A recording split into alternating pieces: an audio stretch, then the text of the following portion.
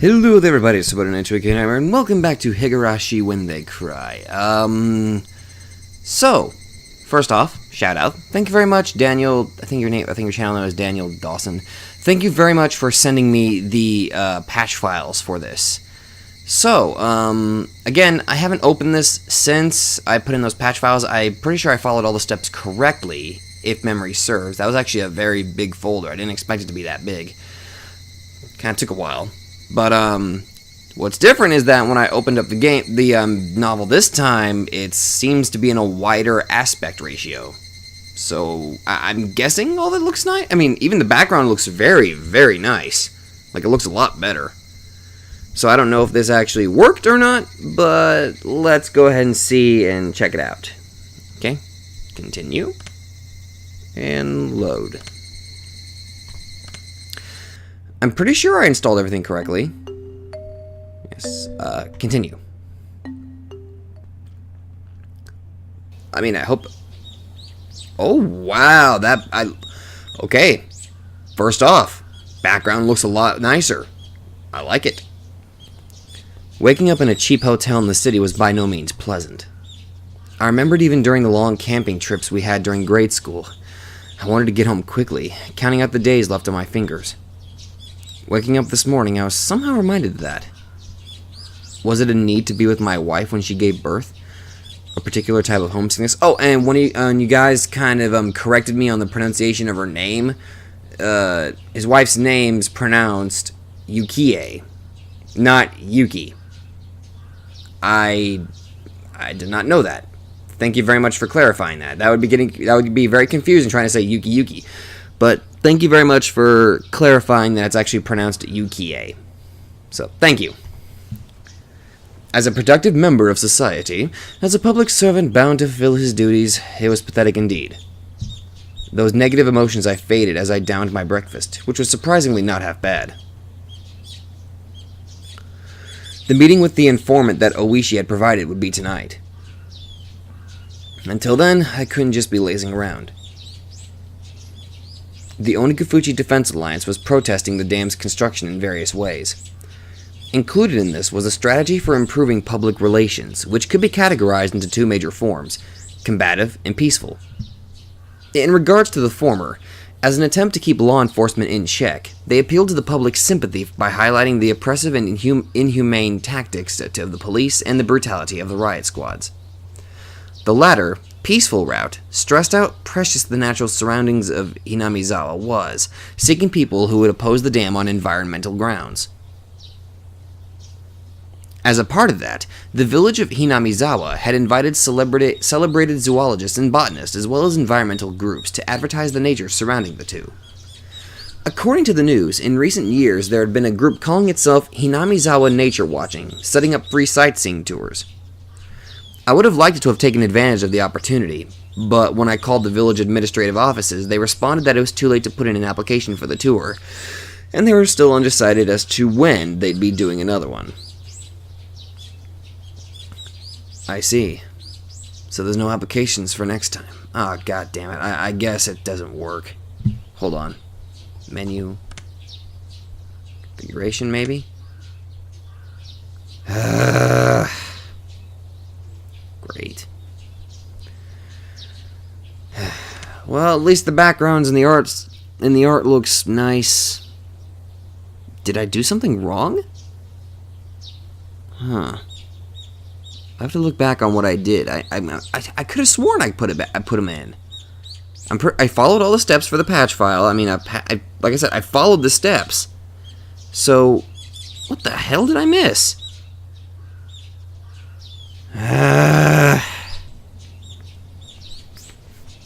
Okay, good news, bad. Okay, good news. Freaking, I went ahead and tried going through the first part of this thing again. Looks like the sprites are... The updated art for the sprites are a little bit better, or they actually patched in. The backgrounds are still working, but I must have done something wrong because the voices are not working. But that's not going to stop me from trying to get this episode recorded, so if you guys can just, hopefully, if you guys are okay with just bearing with me, This is what I get for being technologically stupid. Apparently I don't even... I don't know. I'll figure out what's going on. I must have done something wrong in the middle of trying to set up the patch, but I don't know. After I get this finished, I'll double check it again. So there's no applications for next time. Too bad. Are you a member of an environmental group? Or maybe somebody from a magazine? No, just here privately. Privately? Then you're a tourist? Something like that. It's my hobby to take pictures that display how beautiful nature can be. I read in a magazine that there were some precious nature reserves here, so I was looking forward to it. I knew there was an article that had something like that written in it, but I hadn't actually read it. Was it this ad-libbed line? Was it this ad-libbed lie not going to work? However, contrary to my expectations, the person I was speaking to laughed happily. Come. The village is a little busy right now, but you're totally welcome here. In that case, I'll graciously accept the offer. Thank you. How are you getting around, huh? If that's the case, could I ask you for your license plate number? No, there's no ulterior motive behind that. That was probably related to the checkpoints they'd set up on the way to the village. If I didn't give them my license plate number, I'd most likely be hindered in various ways. I thought about using the car I had borrowed from the prefecture, but I was lost on whether it was okay to tell them that plate number. If the Onigafuchi Defense Alliance was behind this incident, there was no guarantee that they wouldn't be able to find out who I was. I had to play it safe, so I elected to refrain from using the car. No, actually, I'm not using a car. If there was a bus or something, I'd prefer that. We do have a bus, actually. The route is going to be discontinued soon, though. You can take that. It departs from Okinomiya Station. Thank you very much. I'll look out for it. When will you be coming? Is it your first time in Hinamizawa? If it is, you must be unsure about a lot of things. If you let me know, I can have somebody show you around. Oh, no, I couldn't ask that much of you. Don't worry about it. This is the bit of PR we do to protect nature around the village. Judging by what I saw at the checkpoint, the villagers were at the very least wary of outsiders. That's why in order to move in and out of the village freely, I had to travel with somebody like Oishi or side with the damn protests. Having an interest in the natural environment surrounding the village tied into the peaceful type of PR that the village was using, I was a bit against having a watchdog attached to me, but that might actually work out in my favor. The entire village was fired up about the dam protests, so I might be lucky enough to hear some especially candid opinions from the residents. Given that, there was no real reason for me to refuse their offer. Is it really alright? If so, that'll really help. After that, I was shown the bus schedule, and directed to which bus I should get on. Somebody would come and meet me at the bus stop in the village. After showing me around a spot I'd taken interest in, there was no doubt they'd bring me to somewhere like an anti-dam information center. Then, over a cup of tea, they'd try and indoctrinate me into accepting their principles and beliefs. Well, if that was their aim, there'd be a lot of freebies involved. The world is about give and take, after all. I couldn't be going in a suit. I pulled some plain clothes out of my travel case and changed into something more casual. After that, after calming down by watching some local television, I left the hotel and set out for Okinomiya Station. The bus route that I was told would soon be discontinued certainly didn't look that way. There was more than enough trips on the schedule, and the number of passengers was by no means sparse. It was the main link to Okinomiya, the only town in the area. The types of passengers that stood out were older folk who didn't look like they could drive, and housewives who didn't seem like they had a license. If the area was submerged at the bottom of the lake, it wouldn't matter if there was a bus route. That's why it was going to be discontinued, in the unnatural scheme of things. I could catch a glimpse of the government's intent in cutting off their means of transportation to bully the village into emptying out sooner. It makes sense. According to the documents, talks between the Ministry of Construction and the locals broke down quite early. The government decided from the start to take an aggressive stance on the matter. It was like the fairy tale with the north wind and the sun trying to get the traveler to remove his cloak. Even their bullying had meaning to it. The reason why the Onigafuchi Defense Alliance resisted so violently was because the government was doing unseemly things like that. I was somebody who lived in Tokyo, so for a village or two out in the boonies like this to be submerged didn't seem like a big deal. But I guess for somebody actually living here, it would be a vitally huge problem.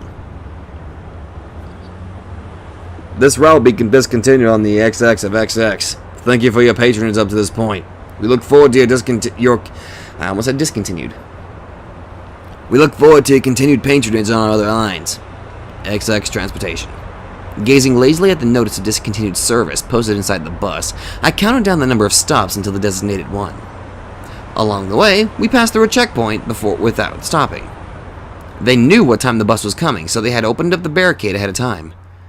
From here on out was enemy territory. My palms had at some point become coated in a thin film of sweat. Now arriving at Yokita Waterworks. Are there any passengers disembarking? I hurriedly pressed the stop request button as the designated stop was announced. For none of the numerous passengers to be getting off here meant that it must be quite a remote place. In actuality, the stop I got off at was so abnormally run down that I could tell it was barely used. As soon as I stepped out, an intense atmosphere completely different from the interior of the bus assailed my body. Right now, Oishi and Matadai weren't beside me. That's right. At present, I was alone in the middle of enemy territory.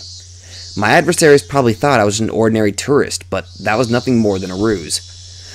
But if by some mistake my true identity was to be exposed, it brought back the terrifying words I had heard at the prefectural office, that if somebody was attacked in Hinamizawa with a knife, there wouldn't be any evidence left behind.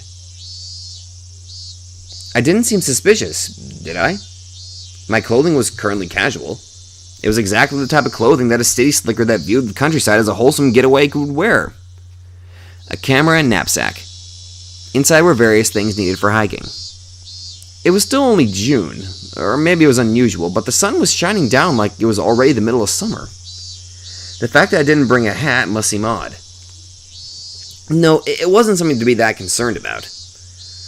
It's alright, I was just a normal tourist. Just normal. Was there anything suspicious about me? Asking that, as I turned around to look at the bus that was departing.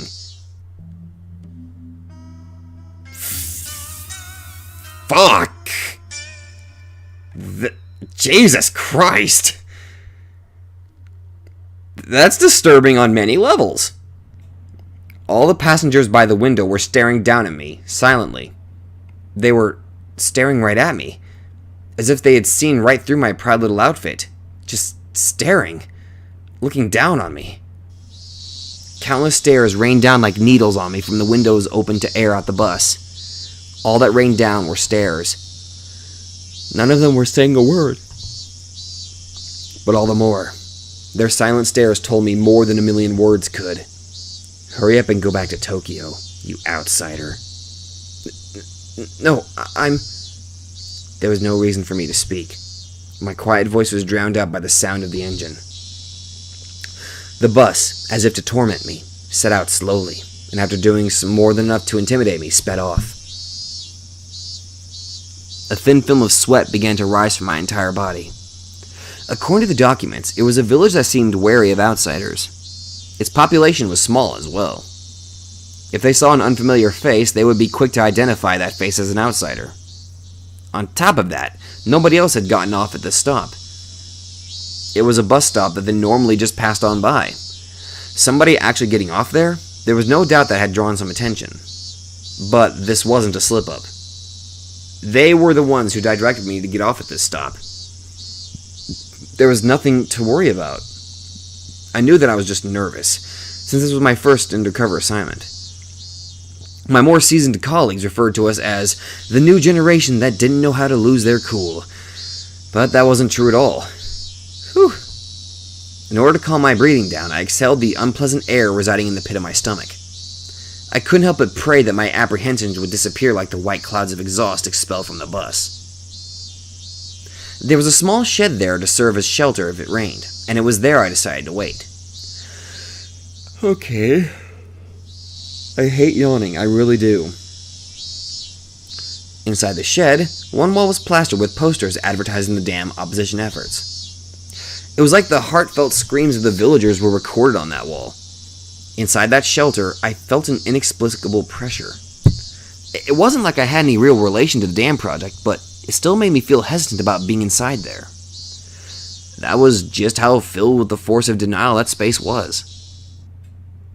And inside that uneasy space was a girl. Really? Oh!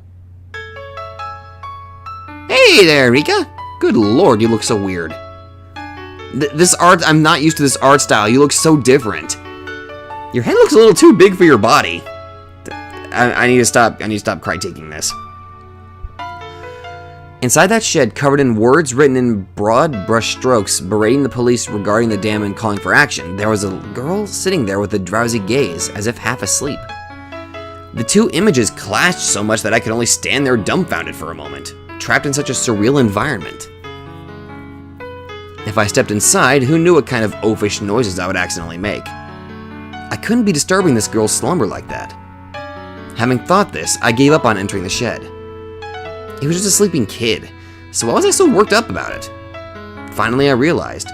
This girl, to us, as a married couple, was the very image of our ideal child.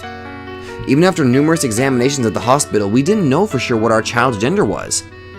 Whether we could tell if they were a boy or a girl was, in the end, dependent on whether or not we could get an image of their genitalia. Thank you. There was, of course, no guarantee that it was a girl, but with things the way they were, the possibility was high. Even so, Yukie had been saying that the chances that it was a boy or a girl were even. But in my heart, I had already decided that our coming child was a girl. Since the day I decided that until now, it was so fun to imagine how our child would grow up that I couldn't help myself. Amongst those numerous imagined forms, the one that I thought to be the most ideal had materialized right in front of me. Of course, a little bit was due to the circumstances. In my ideal image, her hair would be on the short side. The girl in front of me, though, had long hair. It was almost as if somebody had taken my ideal and made some small adjustments. It certainly wasn't something unpleasant. Even so, I felt like I was sullying her just by looking at her like that. She had an immaculate, no, a divine air about her. Oh. Oh. That girl with an angelic smile, with a yawn wide enough you could see her molars, woke up all of a sudden. I didn't mean to peep. But locking eyes with a girl who had just woken up like this, somehow made me feel like I was playing a prank on her. I wasn't doing anything shady, but I became flustered. The girl spoke. No, cried out? Meep.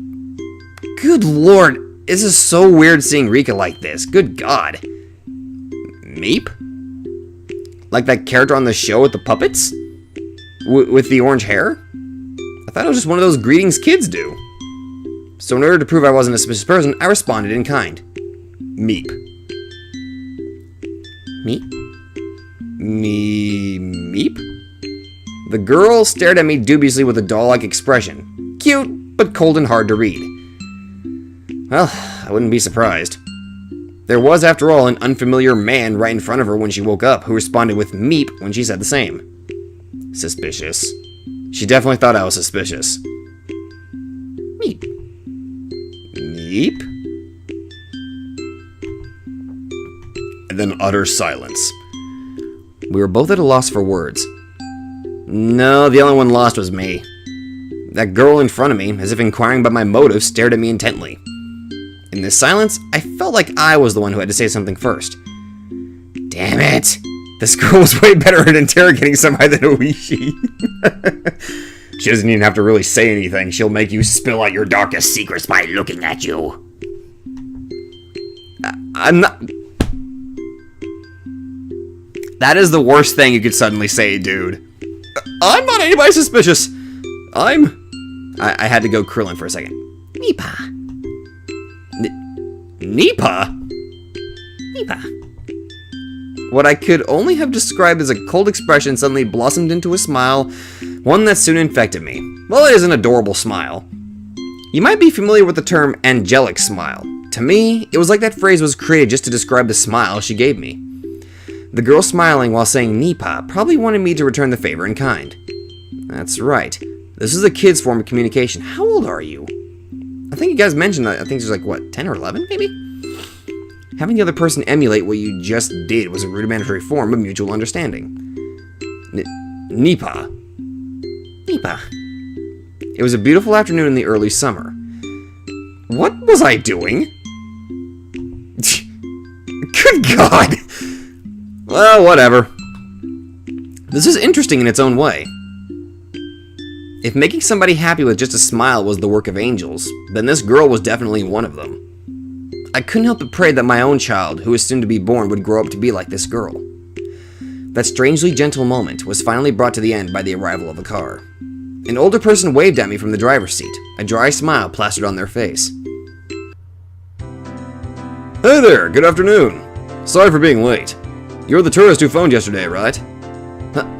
Yeah. Sorry to keep you waiting. I'm running a little behind because of the fun. Hop right in. It looks like the weather isn't going to hold up for much longer, so I'll show you around real quick. Uh-huh? The weather? It changes fast around here. There'll probably be evening showers again today. If that happens, you won't be able to take any pictures. Come on, get in, get in. Me. Turning around, the girl was standing right behind me with an intrigued expression. Her body language somehow reminded me of a stray cat that followed you around after you played with it a little. Oh, duh, I had a little brain fart. Yeah, this was obviously when she was younger, so this is years ago. So I don't know how old she is now. 5? Wait, 6? I can't remember. Well, if it isn't Rika-chama. Praise be, praise be. Weepa. A girl named Rika with an immaculate smile and an old man praising her while rubbing prayer beads in his hand. It was a rather mysterious sight to behold. Are you going to work, Makino? It's not exactly work, per se. I was asked by the mayor to show around a youngin' who came to the village for some sightseeing. A youngin' who came to the village for sightseeing? That girl, Rika-chan, said that with a smile as she clung onto my arm. Well, yeah. I heard that this village is surrounded by a precious nature reserve, so I very much wanted to record that with my camera. Even though I look like this, I really like to take pictures. Tomitake MK2. Huh? Tomitake? Huh? Makino, is it okay if I come along too? I couldn't. You could come along, Rika-chama, but there's nothing interesting to see. You should go play near the shrine or something. A distinctly displeased expression creeped across Rika-chan's face. Being able to show one's emotions honestly on their face was a privilege young children had. If it's not too much of a problem, could you bring this child along with us? When I said those helpful words, another smile spread across Rika-chan's face with another knee paw as she clung to me again. Not bad at all. I want this girl to call me Papa. Akasaka, calm down. No, Father, Dad, Daddy. What am I doing? Ever since I met this girl, I was completely off my game. Just calm down. Nothing I can do, I guess. Rika-chama never listens to even if you say no. Come on, hop on in. Come now, Rika-chama, too. The old man descended from the driver's seat and opened up the sliding door of the van, which had Onigafuchi Alliance Town Council stenciled on the side. Chama, I never even heard that one. Rika-chan brushed me aside, dove into a seat, and began bouncing around right away. It seemed like she was thoroughly enjoying the bouncy springs. Come on now, Rika-chama. If you're like that, our guest can't sit down. Hey, Rika-chama. Girls are nice. I wonder if my child will play around like this too. No. It was written in that guide to raising a child that you shouldn't dote on them. Kids are kids if you don't raise them strictly without spoiling them. It's soft and springy. Nipa. Nipa. I'm definitely going to be a terrible father. It was decided that I would be a doting parent before my child was even born. Well then, sir, I'll show you around some places that I think look nice. Have you eaten lunch yet? Yeah. I had a light meal at the hotel. Is that so? Well then, let's get going. We're setting off on a tour of Hinamizawa. Yay. Is it alright if I call you Rika-chan? Sure. My name is Rika Furude. I can already do addition in the 10 digits. Oh, that's a random fun fact. Is that true? That's amazing. I don't count on my fingers. I can do it all in my head. The way she insisted upon that was just too cute. At some point, the nervousness I had about being alone in enemy territory evaporated like it was never there at all. I had to at least be a little thankful that I met this girl. Well then, let's get going.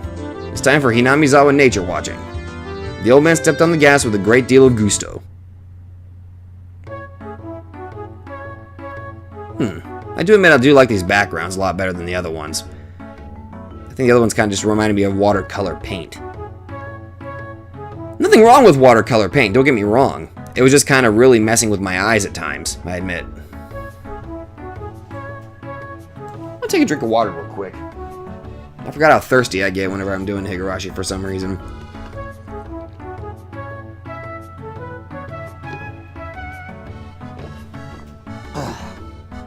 Probably because I couldn't get the voices working.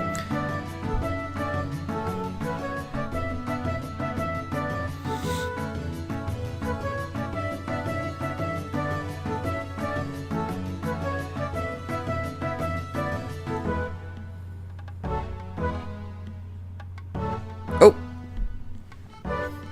Hello.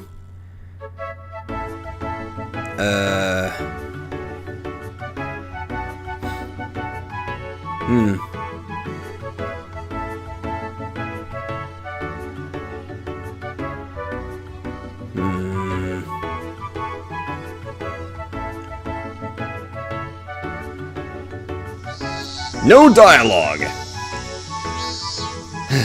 The old man, who was apparently named Makino, was he the same Makino that was listed as the auditor of the Onigafuchi Defense Alliance? Showed me around places that were all breathtaking. Even though I wasn't really here for sightseeing, I couldn't help but be impressed. First of all, this is different from the simple scenery of a city. The scenery of a charming village like this, no matter how mundane it seemed to the villagers, had a tranquil appeal to it. At first, I was only releasing the shutter as part of my tourist act, but midway through I found myself taking pictures out of pure interest. Tourist traps had their own unique allure to them, but there was nothing like that here. I was especially captivated by the unspoiled nature of the place. If there wasn't that whole uproar of the dam, I would want to bring Yukie with me here sometime. I wanted her to breathe in this fresh air as well as show her this rejuvenating verdant scenery. Is something like this that interesting? You're a strange person, Nakasaka. No, these cylindrical mailboxes are rare nowadays. They have a certain nostalgic air about them. You wouldn't happen to think they're elegant, would you? Is Hinamizawa fun? Yeah, it's fun. Once she's discharged from the hospital, I'd like to bring my wife here at least once. With the child that would be born by that time. Right now, she's in the hospital waiting to give birth. She's due any day now. It'd be nice if they're a cute girl like you. Sir, it seems like congratulations are soon to be in order. Still, that's not good. To leave your wife behind and play around in a place like this? I was momentarily at a loss for words. It was exactly how Makino said. There was no good reason for a man who was waiting for his wife to give birth to be playing around idly in this place. Did I slip up? Well, we'd already planned this trip to Hinamizawa a long time ago. My wife's family is with her, so it's alright. If you had this planned so far in advance, then how come you didn't make the sign-up deadline for the nature watching? If you did, you could have toured around on a nice bus instead of being cramped up in here. It didn't seem as if Makino was actually digging for anything. But if this conversation continued any longer, it would put some unexpected holes in my cover. I halted the conversation by pretending to take another picture.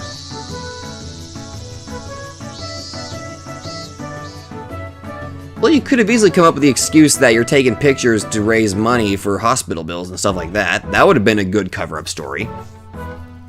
Actually, now that I think about it, that would have been a terrible cover-up story.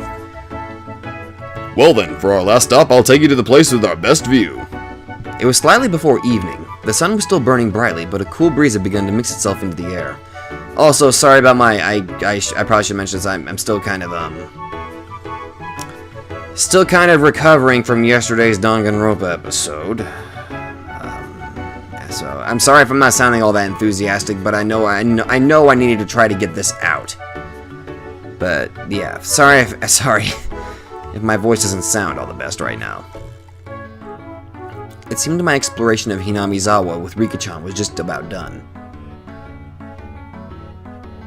The place with the best view? Well, Rika-chama, where else could it be but the view from around the shrine? Oh, that was her saying that. Whoops. Hearing that, Rika-chan smiled even more. Well then, I'll introduce you to my home, Akasaka. Huh? By Rika-chan's home, you mean... Huh? The shrine. Furude Shrine. There's an observation platform. You can see some real pretty scenery. Furude Shrine. The girl who called Furude Shrine her home, Rika. If I remembered correctly, her full name was Rika Furude. And Furude was... that's right. One of the 3 families. Even if the Sonozaki family said to hold all the actual power, it was still one of the old houses that held some authority. No. More importantly than that right now was Furude Shrine. If I remembered correctly, Oishi had told me. Within the grounds of the Furude Shrine, there were the offices of the Onigafuchi Defense Alliance. And since the land around Furude Shrine were private property, the police couldn't set foot there heedlessly. Furude Shrine, where even Oishi couldn't simply set foot into. The main base of operations for the Onigafuchi Defense Alliance. I had been given the unexpected opportunity to enter there. I couldn't have even asked for more. I'm looking forward to it. But please, if you would. Well then, let's get there quick. The weather seems to be getting a little iffy.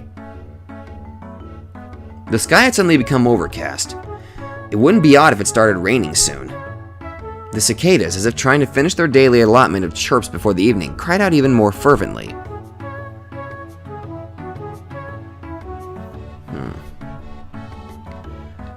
Just know that after I'm done recording this, I'm still going to look into trying to figure out how I get the voices working.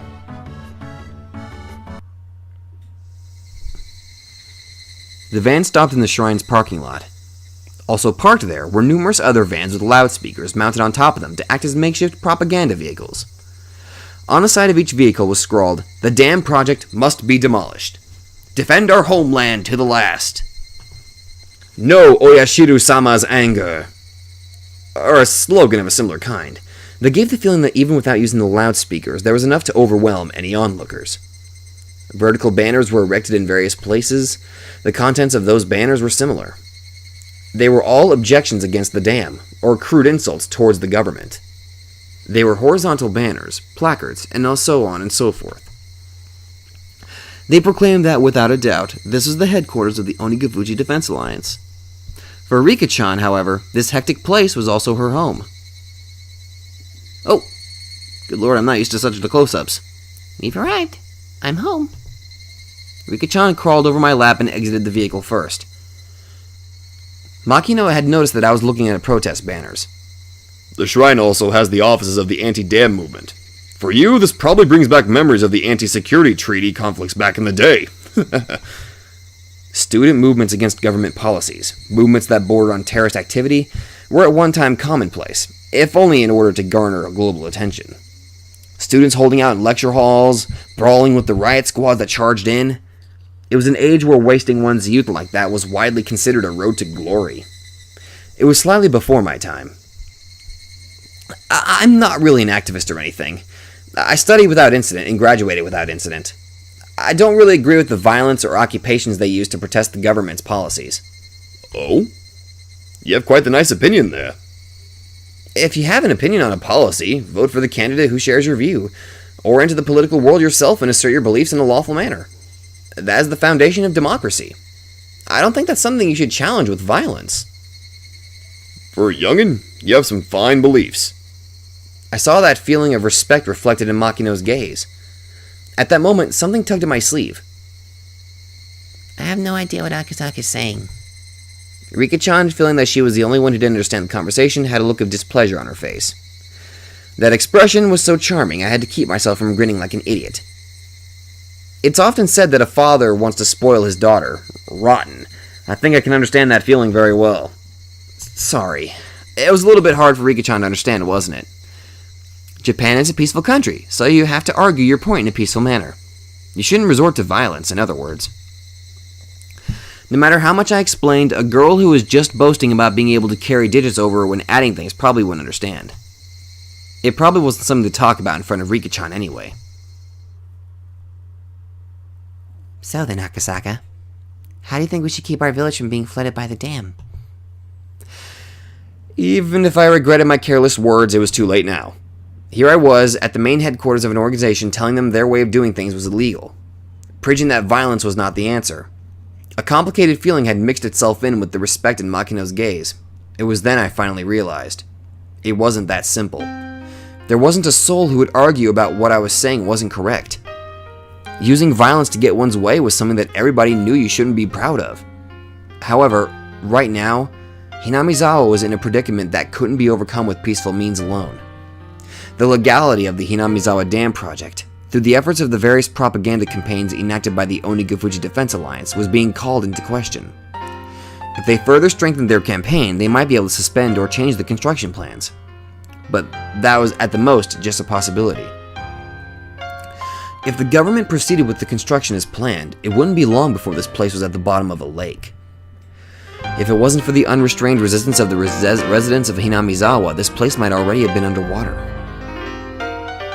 We can't live anywhere else other than here. We can't live in the city. The words of this remarkably young girl were all too accurate, carrying with them the screams of the hearts and minds of the residents of Hinamizawa. Of course, there was nothing I could say to respond to that. I can only respond to Makino and Rika-chan's heavy words with silence. I'm sorry. Oh. This isn't a problem that an outsider should lightly just poke their nose into, is it? I apologize.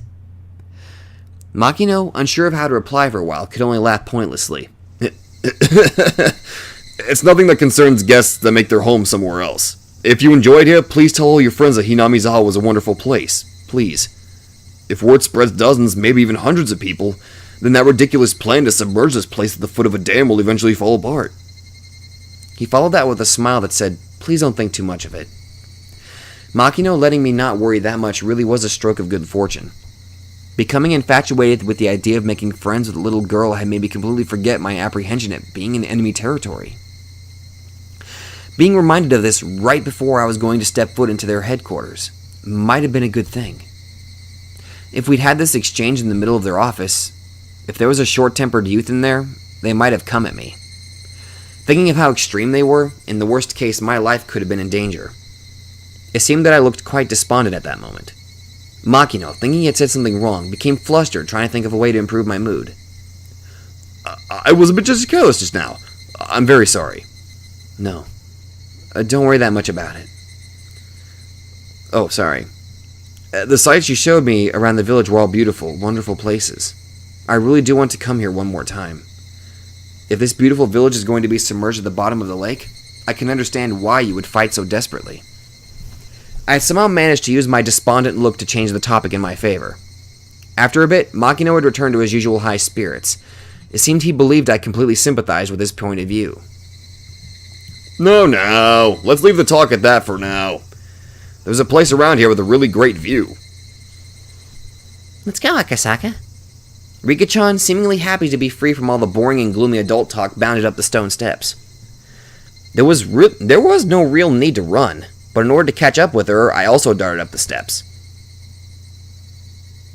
There were several tents belonging to the town council erected on the shrine grounds. Inside the tents were several folding tables and chairs, and a number of the older town council members were livening things up with chit-chat. They weren't saying anything incendiary like, the dam project must be destroyed. It was just some relaxed, idle chit-chat between local geezers. The normal sort of calming scenery. At the entrance of a shed that looked like a meeting place, there was a large sign erected, with Onigafuji Defense Alliance headquarters written in bold brush strokes. That was their base of operations. To be honest, it was a bit of a letdown. If you asked what I had been imagining, this is a bit embarrassing, but I'd have thought it would be something much more dramatic. With barbed wire fences and barricades. My first impression of the place, though, was completely different from that. It looked like a simple backwater town hall. It didn't look anything like any other than exactly that. Sorry. The old folks who were chatting had noticed Rika-chan's presence. Rare division, Rika-chama. It's time for little kids to head on home. This is my home. The old folks guffawed since she wasn't wrong. From that exchange, I could tell that this Rika Furude girl was loved by everybody. Oh, hello there, old man. Makino-san, who's that? The tourist who phoned? That's right. This is the mayor of Hinamizawa, Mayor Kimi... You're Kimiyoshi! He smiled brightly, but there was no mistaking he would be scary if he got angry. By the looks of things, this old man was the president of the Onigafuji Defense Alliance, none other than Kirichiro Kimiyoshi himself. Welcome to Hinamizawa. What do you think? It's a quiet and relaxing place, isn't it? Yeah. I was able to appreciate a multitude of beautiful places throughout the whole day. I'm thankful for being granted this rare opportunity. Even though you're one of those youngins, you're quite the gentleman. Kirichiro. Oh, sorry, that's Rika talking. Kinichiro, I want to show Akasaka a cool place. Thinking that the formalities between myself and the mayor had gone on for too long, Rika-chan butted in on the conversation. For her to call the mayor by his first name, I felt it was a little strange, but none of the villagers seemed to mind. A girl of the Furude household, one of the 3 families. She was probably different from the average villager. Akasaka, over here. Rika-chan tugged at my sleeve. Not resisting, I allowed myself to be pulled over. And waiting for me was a magnificent view. A little typo back there. This is amazing. It was an observation deck that looked down on the village. They, knowing that this was the best view in the entire village, kept quiet as I stood there awestruck. I was holding a camera but had completely forgotten to even glance through the viewfinder. This view, no matter what kind of film it was printed on, it wouldn't be able to show everything. If there was a way to explain it, it would only be what I would be able to put into words. It was just such a breathtakingly spectacular view that I struggled to find a comparison. For a while, I was left awestruck. I could only stand there and wonder. A cool breeze helped abate the heat rushing through my body. That comfortable sensation also left me speechless. Rika-chan, who had been holding onto my sleeve the entire time, spoke. This is my favorite spot. As she said that, she showed me another adorable smile. That smile seemed very fleeting. If you ask why, that was because the view from her favorite spot would eventually be submerged under the deep green waters of the dam reservoir. I just can't believe that this village is going to end up at the bottom of a lake. I said it quietly so that only Rika-chan could hear it. I regretted it as soon as I did, for those words were all too cruel. However, Rika-chan didn't let them cast a cloud on her expression. In fact, she replied with a smile. It won't sink. The dam project will definitely go away. It was just like a little girl to say something like that. There was no basis for her saying so. It was just her wish. Akasaka, do you think that this village will be submerged? It's not that I want it to be. I knew how important the dam was. I knew that it was necessary. I just didn't want to recognize the sacrifices that would be made. I agreed with the project in general, but couldn't agree with some of the details. But if it meant that this girl's beloved scenery wouldn't be taken away from her, I might be able to object to the dam. I might be able to ignore the interests of the nation, the development of Japan, all for the sake of one girl's smile. I'm not really much of a humanist, but how sentimental of me. It won't be submerged, because the dam project will soon go away. Her words weren't just hopes and dreams, but were seasoned with a hint of resolve. As if she was talking about an unchangeable, predetermined outcome. As surely as the sun rising in the east. It'll be gone soon? Wanting to ask her why she believed that, I turned around. Yes. It'll be gone. What makes you say that? Well, you see...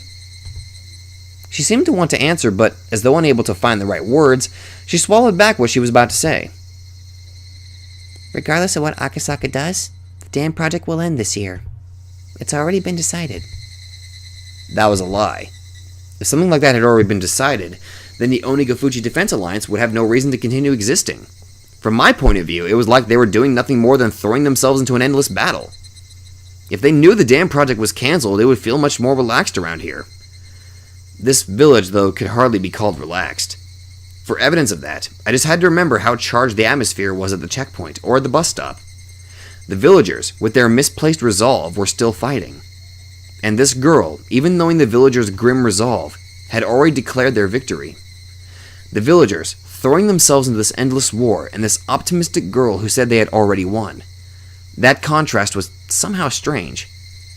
Why do you think that? If you know something that makes you that confident, could you tell me? Rika-chan stayed silent for a while, seemingly choosing what to say. Because? Because? She looked like she was lost on whether she should continue or not. As if she was troubled on whether it was okay for her to say it, that kind of expression. It's already been decided. There's no other way to say it. It's already been decided, huh? It really is just like a little girl to say something like that. I couldn't believe it was actually true. She was the only one saying such things with such confidence. My real mission, that I had forgotten about during this fun-filled day, resurfaced at the back of my mind. The kidnapping of the minister's grandson. Had the Onigafuji Defense Alliance kidnapped the minister's grandson and had already succeeded in negotiating the cancellation of the dam project? Did Kimiyoshi actually already know that and was just playing dumb? Was that what this little girl was that what this girl was really telling me? Akasaka? The girl called out my name suddenly. What is it? Go back to Tokyo. Huh? I wasn't only surprised at that sudden command. Ever since I came to this village, I had never once mentioned I was from Tokyo.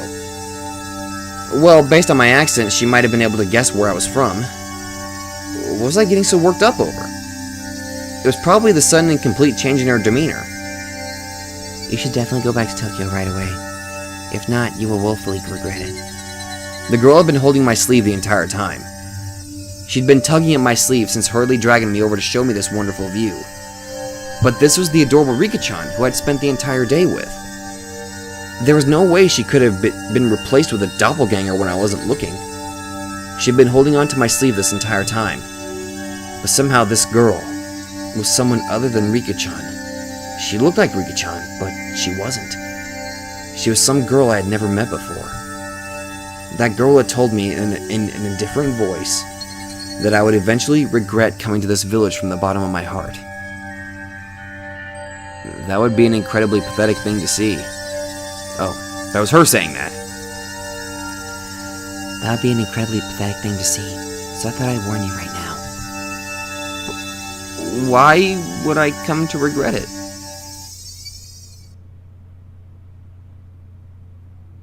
Stop whining. Okay. I couldn't believe that I was hearing such cold words coming from Rika-chan's mouth. I just couldn't believe it. Was somebody impersonating her using ventriloquism or something? Thinking that, I wanted to take a look around, but the girl's gaze had me pinned down, making me unable to move. When you tried crossing the road when the don't walk sign was up, did your parents finish explaining why it was dangerous before pulling you back to the sidewalk? They'd pull you back right away, wouldn't they? They'd pull you back before explaining why it was dangerous, wouldn't they? In other words, it's something like that. The girl I'd spent time with, Rika Furude, would not speak like that. She would speak with a cuteness befitting her age, with brief, childish remarks expressing her emotions honestly. She definitely wouldn't speak with such pointed words. I've warned you. Don't get the wrong idea. It's not like I'm saying this because I hate you. You don't need to tell somebody who's better off dead that they're in danger. Who are you? You're not Rika-chan.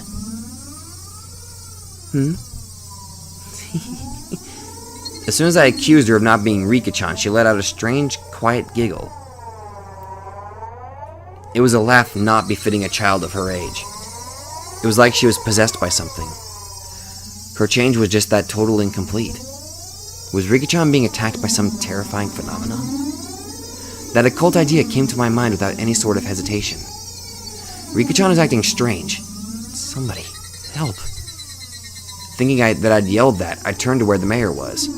I immediately realized he was looking at us with a smile. That's right. To him, it looked like nothing more than me and Rika-chan fooling around. He didn't notice that there was something terrifying happening to her. Akasaka is such a coward. The girl had obviously grasped that I was afraid. Noticing that and calling me a coward, she laughed again. That cackling girl, approaching me in a strange manner while still laughing, lost her balance and fell flat on her face. Rika-chan fell down. If it was just a while before, I would have extended a hand to help her up without hesitation.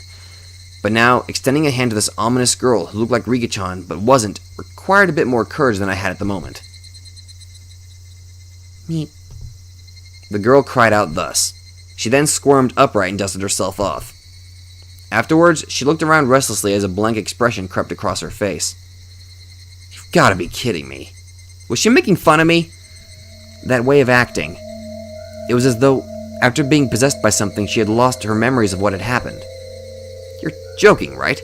Rika-chan? Meep. I don't know if Rika-chan had heard me or not. She just cried out like that, as if questioning herself. Hey, mister. Rika-chama too. Tea's ready. There's some snacks too, so please come and have some. Oh, it was an old... Oh, I just gave a bad voice to an old lady. Whoopsie. An old lady wearing a smock was waving energetically from the entrance to the office. Hearing that there were snacks, Rika-chan's expression changed. Yay. A carefree smile. That was a familiar smile, the one that belonged to the embodiment of my ideal daughter. Any hint of the creepy girl that was just there, spouting sinister words, had vanished. Come on, Rika-chama, wash your hands first. There aren't any manju. The fuck is a manju? I washed them real good. Meep. Rika-chan responded with vigor, running off to the washing station that was along the side of the office. She stopped halfway, turned around to call to me. If Akasaka doesn't hurry, I'll eat a share of manju too. They're steaming fresh. People who don't wash their hands aren't allowed to eat any manju.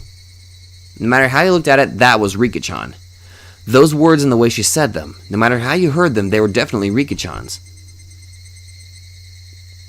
Come on now, mister. You're the adult here, so show her how it's done. I keep giving the old lady a voice. Ugh. I really need to get the friggin' voices working. The old lady urged me to wash my hands. Without any resistance, I lined up beside Rika-chan at the wash station. Splish splash. I stared at Rika-chan, intent on washing her hands properly like she had properly learned at school.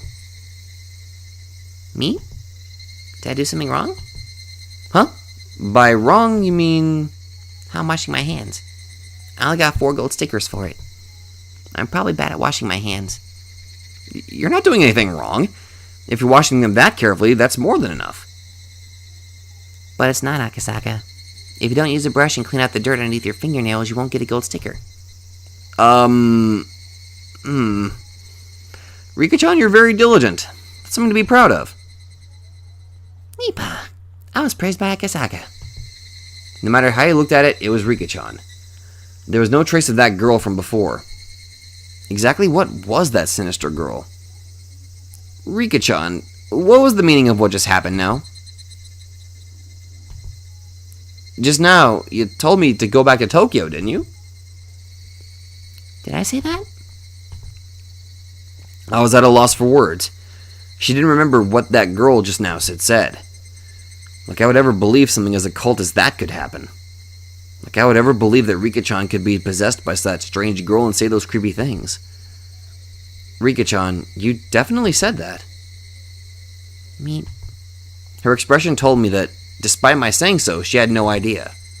She wasn't playing dumb. She actually didn't know. Exactly what was that just now? Just as Rika-chan had, I let a look of confusion creep across my face. The two of us, both looking like we had no idea what was going on, must have certainly been a humorous sight to behold. Excuse me. While partaking of tea and snacks, I was shown a propaganda film shot by the Defense Alliance that highlighted their resistance efforts. Older folks talked passionately on how long and grueling the fight against the dam was, but they fell on deaf ears. I was transfixed by Rika-chan, who had heard these stories countless times before and was nodding off. Eventually, Rika-chan noticed I was staring at her and smiled as she rubbed her eyes.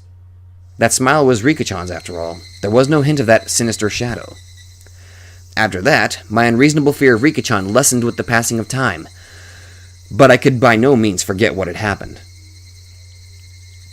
It eventually grew dark. The mayor said that they had prepared dinner, but I said I would come again tomorrow and took my leave. I had to return to the hotel and film my regular report with the section chief. I see. Well then, please come again tomorrow. If you phone, we'll send somebody to pick you up right away. I appreciate your hospitality. I'll probably come again and enjoy myself tomorrow. Yes, please do. It seems that Rika-chan has taken a pretty big liking to you.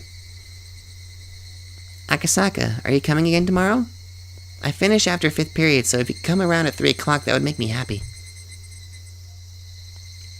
Please come again. That pure smile urged me to do so. There wasn't a trace of that evil aura. Depending on what happened next, all that might end up as nothing more than my hallucination. Thinking about it logically, if the daughter of the Furude household, one of the 3 families, had taken a liking to me, then this was a strong foothold for my investigation from here on out. It was like a free ticket for a reason to visit Hinamizawa. If only I could treat that little incident as a figment of my imagination, then having this girl who was the embodiment of my ideal daughter grow so attached to me wasn't bad either. I had successfully dove into the belly of the Onigafuchi Defense Alliance, and had the mayor as well as other important members of the alliance welcome me with open arms. This was a great turn of events. However, I still felt uneasy. Getting back to the hotel, I forced down an almost painfully cold beer until I could clear my mind. The shock from that incomprehensible strange incident continued to torment me. Okay, end of the episode. Good. The sooner I end this, the more time I have to actually try to figure out what I did wrong. Because, like, the visuals have been, going smoothly, why I like rainy days, barley tea and black tea in a millstone. The terrifying shrine girl. I'm guessing that those things are manju. Alright. What the hell? Wait, that's Mion and... Huh.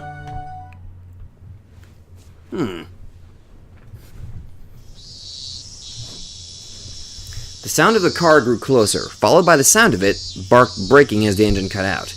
At that moment, his up until now lackadaisical footsteps grew decisive as the man in the room dashed up to the wall beside the window and carefully peered outside. It was his comrade's car. Even so, he still didn't relax his guard. Eventually, the sound of footsteps approached the door. Thump, thump, thump, thump. It was the passcode. I'm back. Open the door already. You must be tired. I'm opening it now. After the locks were undone and the door opened, a man appeared, his arms laden with swollen plastic grocery bags. The bags in his hand had Sevens Mart written on them, with bread and milk cartons able to be glimpsed within. The contents of those bags were then spread out over a sheet on the floor. I bought some cup noodles, so go boil some water. What's the kid doing? He's been sleeping the entire time. Thank God he's not causing any trouble. He did struggle a bit when he was about to shit himself. Don't let him crap his pants. It'd suck if it started smelling like an outhouse in here. Yeah, I know. Check the gag every now and then. We don't want it to get loose, so keep it tight. But not so tight that he stops breathing. I said I know. Huh? Didn't I ask you to pick up another can of gas for the portable stove? We're out. You never asked it, you idiot. Seriously. Come on, work. Damn it! He rattled the portable stove as he struggled to get it to light. Seeing that, the man who went to buy supplies let out a deep sigh. And with a backwards glance at that sight, began to walk to the corner of the room. The kidnapped boy was sprawled out on a sheet that was spread out on the floor. Boy, you doing okay? Of course, the man didn't assume the kid was able to hear that question. That was because the boy's ears were plugged, but his eyes and ears thoroughly covered by packing tape. Also, his mouth was gagged with a thin, twisted-up towel. Because of that, the boy was unable to close his mouth properly, his cheeks sticky with his own saliva. Of course, that wasn't the only reason. Both his arms were tied tightly behind his back with a leather belt. You seem to be doing okay. At least you're not gonna die. If your grandpa wanted to play tough, we might have had to lop off an ear. It'd be great if we don't have to. If the main family says we do, well, tough luck. I can even imagine what the kind of cool things they'd have us do. The family says not one scratch on them, though, so it seems to be going well for the time being. The minister is discreetly withdrawing the dam project. The Hinamizawa Dam is definitely postponed. I wonder when we're letting the boy go, though. I just want to be done with this already. The main family seems to be gouging the time. I don't know when it'll be at, but it'll probably be soon. Isn't that great, kid? You'll be let go real soon. The men didn't know if their voices were heard by the boy. For him, there was nothing he could do but continue to sleep to escape his harsh reality. More importantly, though, what are we gonna do about the gas? We can't eat the cup noodles raw. If we're out of gas, say something, Jace. So it seems like all the at the end of every part, there's going to be tips that kind of describe what's happening to this kid. Huh. Kind of fucked up, really, but it's giving us updates on this guy. The weather forecast had predicted that it wouldn't rain at all this entire week. It's not that I hate sunny days or anything. When every day is the same, unchanging, sunny weather, however, anybody would long for a rain cloud or two.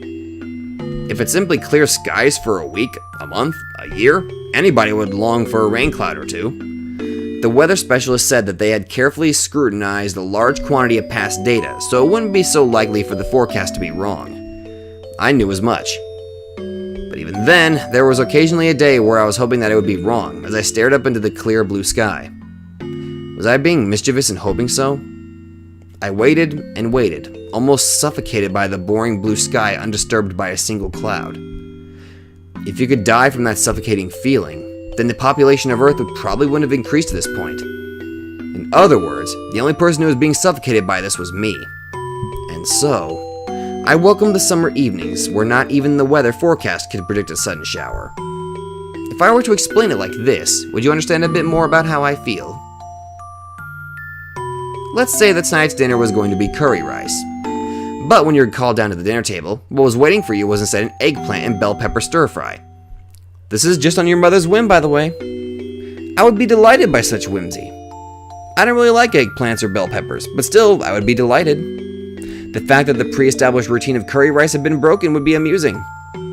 If tonight was repeated 100 times, and 100 times you had to eat curry rice, yet just for this one night, that was changed to an eggplant and bell pepper stir fry. There's no way you couldn't enjoy that chance happening. I hate pre-established routines. I really hate when things are all decided beforehand. I have no love for boredom. I always get my hopes up that something today will be different from yesterday, no matter how trivial. It's been decided that this entire week starting today was going to be clear skies. The weather forecast decided upon it, so the god of weather must have felt obliged to do so. But who's to say that a rain cloud might not just show up one day on a whim? It's something that nobody can say for sure, but because that thought remains in this world, a creature such as myself can continue living without being suffocated. Tomorrow will probably be a hot and clear day. However, I'm the only one that knows that predetermined fate, even with but a slim 1% chance, sometimes changes. Hoping for that 1%, I hung up upside down weather charms on my sunlit eaves troughs, fuck. In the end, I spend my days waiting for those unexpected things in life to happen. I pondered why I was hoping for it. Why was I hoping for a rain cloud? The answer was simple. I've had my fill of clear skies. That's why I was hoping for a rain cloud? The answer was simple. The fact that it was going to be sunny tomorrow was boring. So why was I hoping for a rain cloud?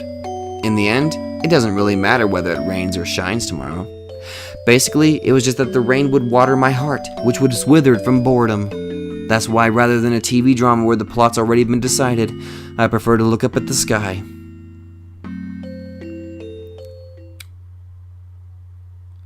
What the actual fuck?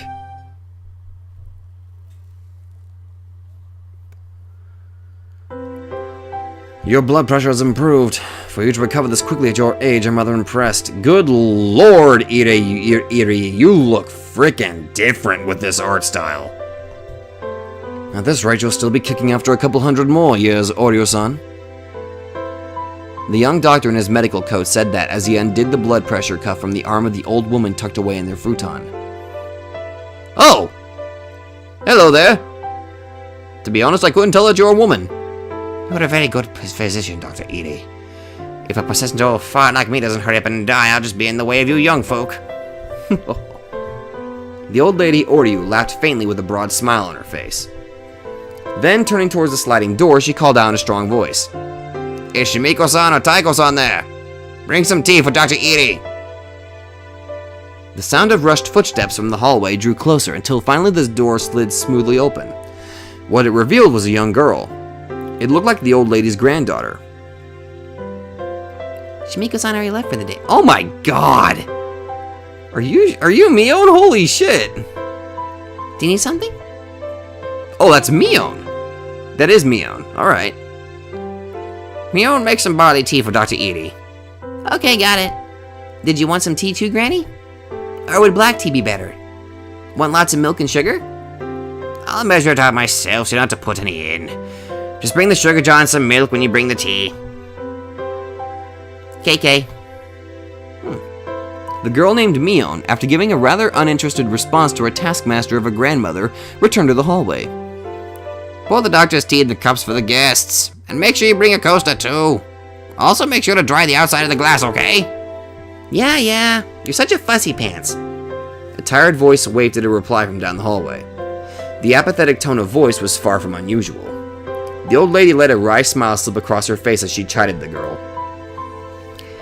Jeez, that girl just won't learn. Nothing I ever scold her about sticks. Now, Oryu-san, you don't have to say that. Mion-chan is doing her best in her own way, even though she's so young. Her mother was the same way. Couldn't teach her anything.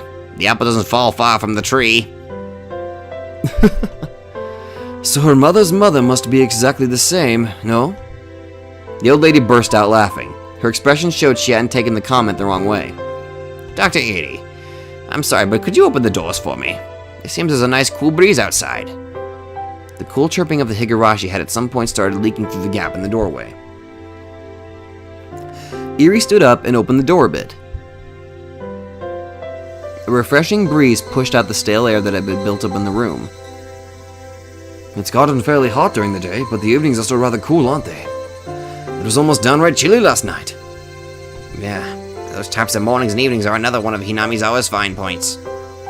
Eri replied with a smile as he returned to sit on the cushion beside the old lady.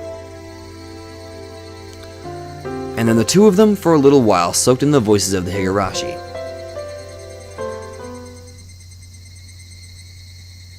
I'm going to try and live to 100. Until the business with Dam is proper finished. I ain't kicking the bucket just yet. To get the government to withdraw a decision they've already made is a fairly difficult thing to do. The way this country does things is like turning a milestone. A heavy one at that. The millstone? Don't you know? A millstone. Eri quickly affirmed that of course he knew what the old lady was talking about. For he knew full well that Oryu didn't like having her stories interrupted. This millstone, see, can grind anything to a pulp. It's rather impressive. But you see, it doesn't turn that easy, because it's a rather heavy millstone. Lots of people have to work in unison to get it to even budge. It's that type of millstone. Eri pursed his lips, listening quietly to what she was saying. Eventually, Mion returned with some tea laid out on a tray. Seeing that Oryu was talking in a good mood, she quietly knelt down and laid out the sets of the barley and black tea, careful not to interrupt. That's why when it gets going, it's not that easy to stop. It takes the most effort to move it right before it starts turning. Everybody hates that, so everybody keeps pushing it along without rest. You're talking about friction, right?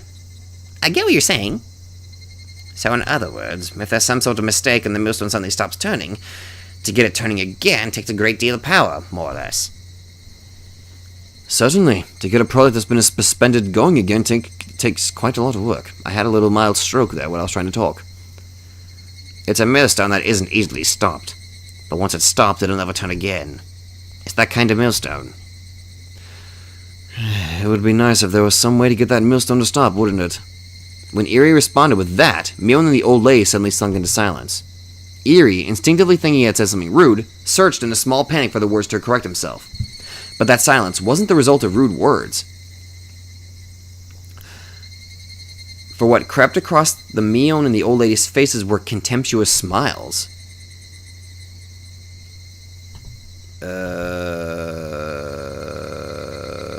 Okay. That's unsettling. The atmosphere surrounding the Eerie suddenly froze, leaving him flabbergasted.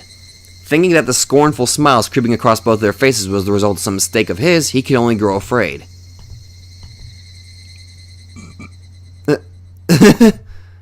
It hadn't been that long at all since he was enveloped by silence. However, unable to stand it, Eerie could only let out a weak laugh. Eerie's laugh eventually spread to Mion and the old lady. Not knowing exactly what they were laughing at, their laughter left a lingering chill. The only ones not laughing were the Higurashi, who continued their simple and unchanging chorus.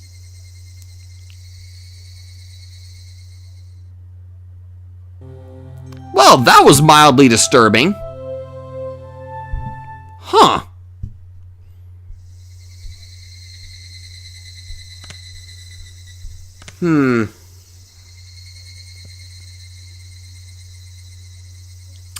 Usually it's only until like maybe episode or part 5 or 6 before or it's probably usually chapter 5 or 6 before all the scary shit starts happening. But we're just getting right into it.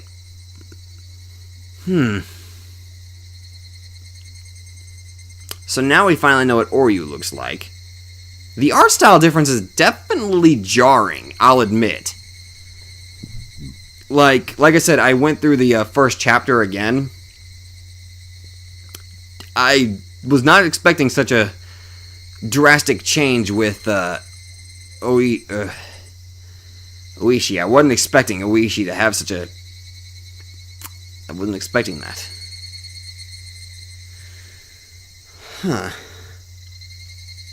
Well, I know I normally talk about stuff like this, but I'm trying to figure... I don't know. So back then, there was something up with Rika, apparently. So even back then, there was something up. Then again, I should have expected. I don't know. But, okay. I'm going to end the episode here. So, basically, after I'm done with this, I'm going to immediately try to figure out what I did wrong. I want to try to get the voices working. I mean, I guess technically I'm halfway there, because I got the backgrounds and I got the updated sprites. Now I just need to get the voices working, which for some odd reason aren't working. Which is kind of ticking me off just a little bit. Maybe a little bit more than I thought it would, but it's ticking me off all the same. Well, that's all I got. I'm going to get back to work on this, try to get it to work. So thank you guys so much for watching, and I will see you all in the next video.